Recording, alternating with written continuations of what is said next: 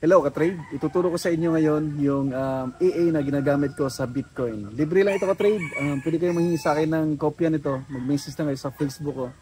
Ito yung Facebook ko, merong blue check, yan yung legit. So ang gamit ko ngayon, tablet, so pwede siya sa tablet o kaya sa cellphone, pwede siyang gamitin. Pero pang PC talaga yung AA, pang computer. So kung wala tayong computer, pwede tayong gumamit ng BPS. Yung BPS, ito yun. Para siyang online computer.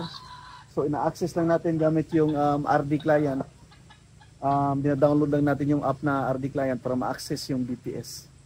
At pag nabuksan natin yung BPS, nandito yung BPS kasi parang online computer, dito naka-install yung MetaTrader natin.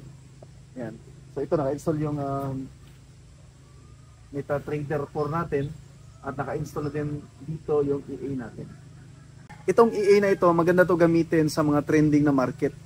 So katulad ng crypto ngayon, trending yung Bitcoin, so maganda siyang gamitin. So kapag hindi trending yung Bitcoin, so ginagamit ko rin ito sa gold. Basta yung strategy ng EA na ito, pang trending, ayaw niya ng walang galaw. So hindi ka na mamumroblema kung ano ba yung gagawin mo, kung buy ba or sell ba, kung tataas ba or bababa. Kasi ang strategy ng EA ay hedging. Ayaw ng EA na ganito yung galaw ng market, katulad dito ngayon, ng Bitcoin. Ayaw ng EA ng ganyan yung galaw. Gusto ng EA, ganyan yung galaw, trend pataas. Okay? So, kasi yung strategy niya, hedging. So, papaliwanag ko sa inyo kung ano ba yung hedging. So, example, meron tayong trade ngayon sa Bitcoin, nag-buy tayo. So, ito yung entry natin. Ito yung entry natin. So, nagkakaroon siya ng zone. Yan yung zone.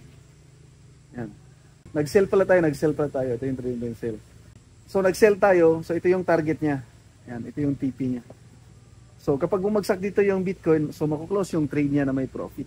Pero kapag tumaas yung presyo ng Bitcoin, example dito tayo nag-sell, tapos tumaas yung presyo ng Bitcoin, magbabay siya, mag-hedge siya. Para kung diretso pataas yung Bitcoin, so makuklose dito yung trade na may profit. So bakit makuklose dito yung trade na may profit?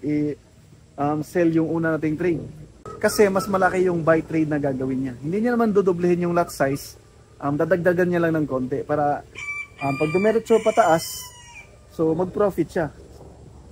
Mas malaki yung maging profit ng buy kaysa sa lugi ng sell. So paano naman kapag bumaba? So pag bumaba, so magsisell ulit siya. Para kapag dumiretso dito, so maklose yung trade na may profit. So automatic na yan lahat. Iini yung bahalang mag-trade yan. So paano kapag hindi dumiretso, tumaas na naman ulit, so magbabay ulit siya. Yan. Pag di dumiretso, magsisell ulit. Di dumiretso, magbabay ulit. Pag di dumiretso, magsisell ulit. So hanggang 20. 20 na ganyan yung kaya niya. Yun. So kaya, yung itong EE natin, ayaw ng market na ranging. Ayaw niya ng, example, ganyan. Tapos ganyan lang, yung haba ng ganyan. Ayaw niya ng ganyan. Mga benteng ganyan pabalik-balik. So lugi yung EA natin kapag ganito. So ang kailangan dapat may trend. Okay? Kaya maganda to sa crypto, gold, yung mga stocks na maliliit, yung mga penny stocks na trending yung ano. So maganda rin yan ito doon. Pero di ko pa na-compute yung lot size nito sa stocks. So meron akong computation ng lot size nito sa gold at saka crypto. So magkano yung capital naman? So ang gamit ko dito ay cent account. Makita niyo yung balance ko. 267,000 US dollar. Pero 267 US dollar lang yan. At 2,670 US dollar lang yan. Kasi yung cent account kasi times 100. So mas magandang gamitin yung cent account kasi mas malaki yung balance natin. So kaya niyang i-survive yung ganun, yung maraming trades. Okay? So magkano ang minimum na capital dito? So tingnan natin yung lot size. So tingnan niyo yung trade, may sell trade tayo pero automatic may buy stop na, may pending order na. Yung buy trade natin, yung lot size 0.5 pero yung pending order 0.7. Kaya kapag bumalik yung market pataas, kapag nag-buy siya, mas malaki yung lot size ng buy. Kaya pag dumiretso, pag tumaas pa ng tumaas, mas malaki yung maging profit kaysa sa loss na trade. Okay? Magkano yung minimum capital? So tingnan natin sa lot size daw. Okay. Para mapakita ko sa inyo. So ito pwede to $100 or 200 US dollar. So pakita ko sa inyo yung starting lots ko sa 2,000 US dollar. Okay, so yung starting lots ko, ayan. Ayan, 0.05. So sa Bitcoin ito 0.05. Ang capital ko ay 2,000 US dollar, 2.6k. So, ibig sabihin, pag nag-lot size ka dito ng 0.05, ang capital na kailangan mo, 260 US dollar lang kung kagaya sa account ko. Diba? So, kung mag-capital ka ng 100 US dollar, 100 US dollar, so pwede siya, yung lot size, hatiin mo lang to, so siguro mga 0.02 yung starting lot size mo. Okay? So, kaya siyang magkapital ng maliit para matesting ninyo. Okay? So, paano siya gamitin? So, madali lang ka-trade kasi meron tayong set file na ginamit. Okay? So, i-close ko muna itong mga trade na ito, ha? So, magkano ang profit bawat trade nitong account ko na 2,600 US dollar? So, punta tayo sa account history. So ito meron trade dito na starting trade dito, yung 0.5 yung lot size. So yung profit, kapag nag-profit agad yung trade natin, ayan, 436 cents ito, kaya divide 100 mo. So 4 US dollar. So magkano yun? 250 or 300 pesos din yun. So kung makadalawang trade ka sa isang araw, dalawang take profit ka sa Bitcoin. Yan kasi yung Bitcoin hindi trending eh. Makita natin. Ranging lang siya. So, kayo na yung mag-compute. Basta yung capital ko na 2,600 US dollar, yung profit ko bawat trade ay 4 US dollar. Ayun. So, paano ito gamitin? So, close ko muna itong trade natin ha. Close ko muna ito. Tanggalin ko muna itong pending order dito. Tapos, tanggalin ko muna yung EA. Okay? Remove natin. So una, kailangan nyo ng computer. Kung wala kayong computer, kailangan nyo bumili ng BPS. Ang monthly ng BPS, merong $6 or 9 US dollar per month. Yan, so magagamit nyo na dito sa cellphone niyo or sa tablet niyo. Kahit hindi nyo na kailangan ng computer. Ngayon, sa computer naman, kung di ka bibili ng BPS, pwede mo rin gawin. Hindi mo walang papatayin yung computer mo kasi pag pinatay mo yung computer mo, mako-close yung MT4 mo, hindi gagana yung EA. So dapat kasi naka-open yung EA habang may trade siya, may open trade. Kaya yung BPS kasi 24/7 yan, naka-open yung trade. So yun din yung kagandahan dito sa Bitcoin i-trade kasi Monday hanggang Sunday, so 24/7 siya pwede mag-trade ng Bitcoin, ng crypto. So meron tayong link sa baba sa video description para sa murang BPS. So pagkatapos nun, kailangan mo ng trading account. So mas maganda cent account para mas malaki yung balance natin. So kaya ng EA. Kasi kung doon tayo sa standard, sa XM walang cent micro yung account.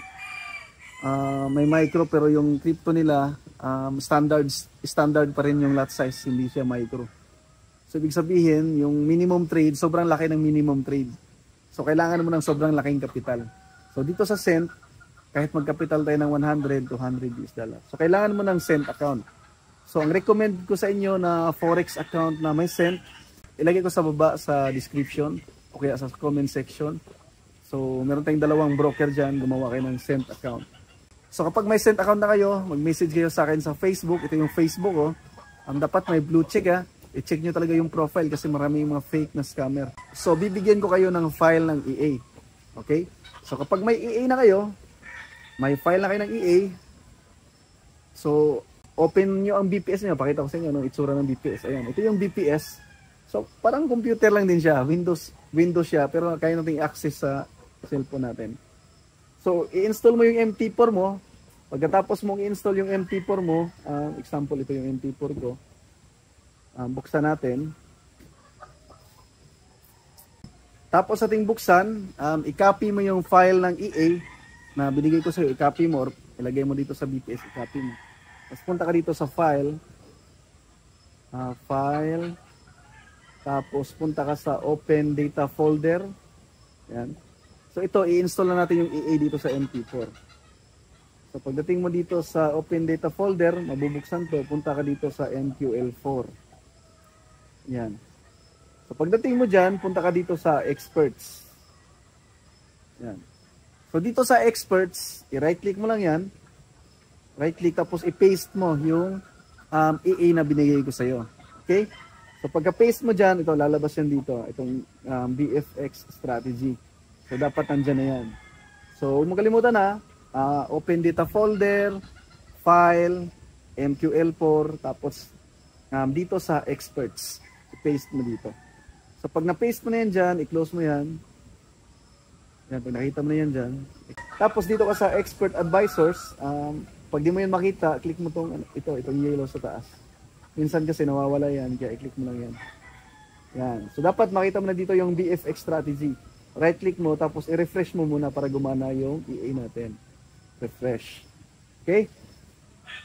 So ngayon, buksan mo yung Bitcoin na chart. Okay? Ito, nakabukas na yung Bitcoin na chart. Hanapin mo lang dito yung Bitcoin, okay? Dito sa plus sign. Open mo lang yung hanapin mo dyan yung cryptocurrency, hanapin mo dyan yung BTC USD. Okay? So, dito ka sa tools muna, punta ka sa tools, tapos dito sa options, i-on muna natin yung trade, auto trading. Dito ka sa trade, i-on muna natin to. Yan. One click trading. I-check mo muna yan, tapos okay. Okay, dapat naka-check na yan. Pagkatapos nun, i-attach na natin yung EA, BFX strategy. Double click mo lang yan.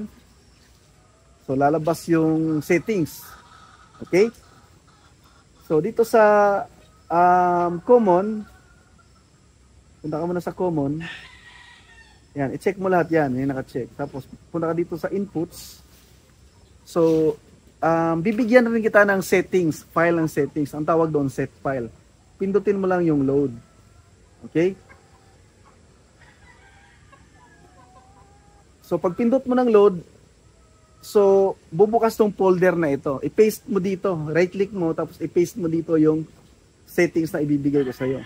So, depende sa capital mo. Kung gusto mo ng settings na $2,000 US, so yan yung gagamitin mo. Kung gusto mo ng 200, so bibigyan din kita. Or 100, bibigyan din kita.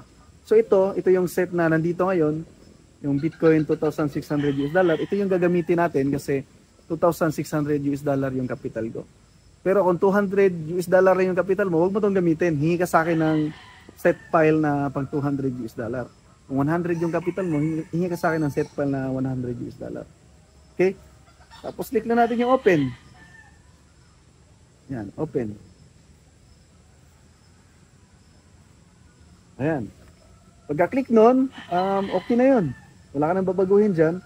Click mo lang tong okay. Okay?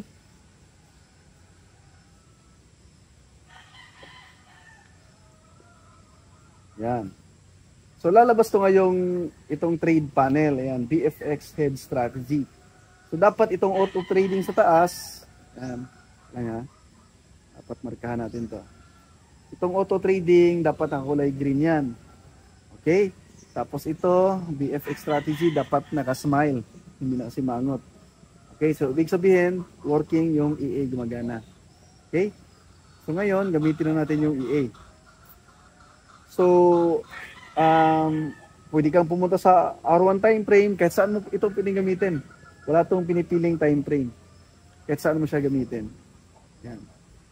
So ako, ginagamit ko siya sa M1 para nakikita ko na ano yung ginagawa ng Bitcoin. Kapag ganito, hindi ako mag-i-enter kapag ganito kasi ranging lang siya eh. Yan, liitan pa natin. Yan. Ganyan-ganyan lang siya eh. So, nag-i-entry ako kapag ganito yung trend. Dito, makita mo dito banda. Yan. Yung dito banda na, yan, dyan banda. So, may trend yung Bitcoin. Yan. Di tulad ngayon, ano lang siya. Taas baba lang siya. So, ayaw natin ng ganyan, di ba? Ito yung gusto natin. So, maghintay kayo ng nagbe-breakout yung Bitcoin bago kayo mag-enter. Okay? So, ngayon sa example natin, magte-trade tayo. So, pindutin lang natin tong buy button. Example, gusto natin ng buy or sell. So hindi ka na mamroblema kung anong trade yung gagawin mo, kung buy ba or sell, tataas ba or bababa.